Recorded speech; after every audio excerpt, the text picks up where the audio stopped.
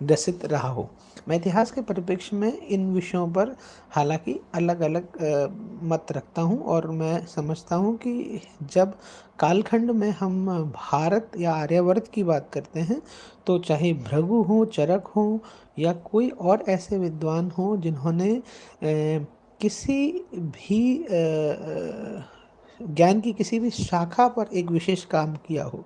भरत मुनि का नाट्यशास्त्र हो या जीवन जीने की कला हो, भगवान श्री कृष्ण के द्वारा जो दर्शन भगवत गीता के माध्यम से जन सामान्य तक दिया गया, वो कर्म आधारित कौशल और कर्म आधारित मनुष्य की बाध्यता को निरूपित करता है, क्योंकि समाज के निष्क्रमण के लिए बहुत आवश्यक है कि हर व्यक्ति ज्ञान के उस स्वरूप का इस्तेमाल करे जिसके द्वारा समाज का परिष्क्रमण होता है और समाज चिंतन आधारित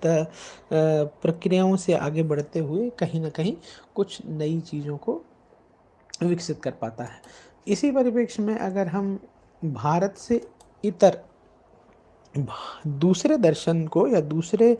नॉलेज सिस्टम्स को देखते हैं,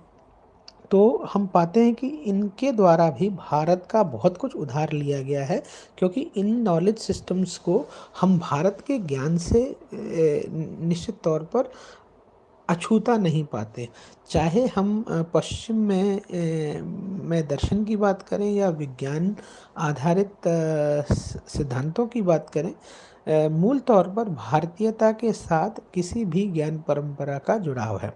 अब दूसरा परिप्रेक्ष्य भारतीय शिक्षा में अगर हम ज्ञान परंपरा को जोड़ने का प्रयास करते हैं, तो शायद किसी संसर्ग में कहा जाता है या कहा जा सकता है कि भाई ये तो बड़ी एक बैकवर्ड सोच है। तो सबसे पहले तो ये बड़ा डिस्क्लेमर के साथ हमें क्लियर कर देना चाहिए कि ये कोई पिछड़ी सोच नहीं है, बल्कि यह ऐसा एक स्वजनित या जिसे कहना चाहिए सेल्फ डिस्क्लेमर्ड एक साइंटिफिकल मैकेनिज्म है, जिसमें ज्ञान का वह आवरण जो भारत के द्वारा तय किया गया, भारतीयता में गढ़ा गया, विकसित हुआ, और उसके प्रभाव में दूसरे और देश आए, जिनके आने के साथ साथ लोगों ने उनके संसर्गों को अपने अपने स्तरों पर समझने का प्रयास तो अवश्य किया। और भाषाओं के बीच में जो हम आज वैमनस्यता पालते हैं, या हम भाषाओं के विकास के प्रक्रम में बहुत सारे ऐसे वक्तव्य देते हैं जहाँ पर हम कहते हैं कि भाषाएं शायद एक दूसरे से दुराव रखने का काम करती हैं, वो एक पूर्ण सत्य नहीं है। यह बात भी तय है कि भारतीयता के आधार पर ज्ञानात्मक परंपराओं में भारत की भाषाएं और भारत से प्रभावित भाषाओं पर आधारित जो ज्ञान है, उनसे विश्व ज्ञान कोश या विश्व की कम्युनिटी या वर्ल्ड फ्रेटर्निटी के अंदर नॉलेज ड्राइव हुआ। इसको लेकर बुद्ध का भारत के परिप्रेक्ष्य में आकर बौद्ध दर्शन का भारतीयता के साथ साथ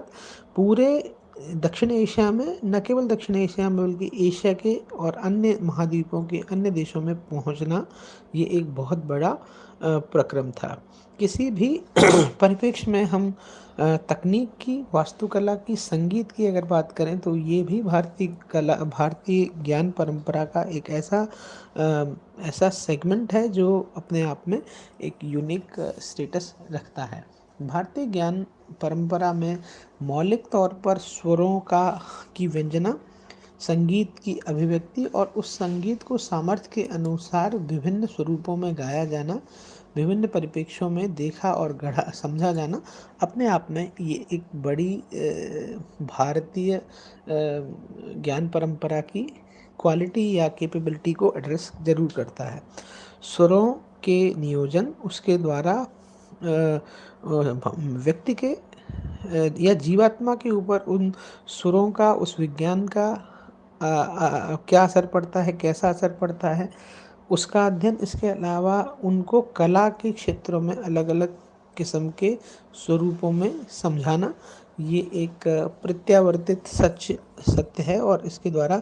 भारत और भारतीयता को अच्छे से समझाया जा सकता है। इंडियन इंटेलेक्चुअल प्रॉपर्टीज़ की अगर हम बात करें, बहुत सारे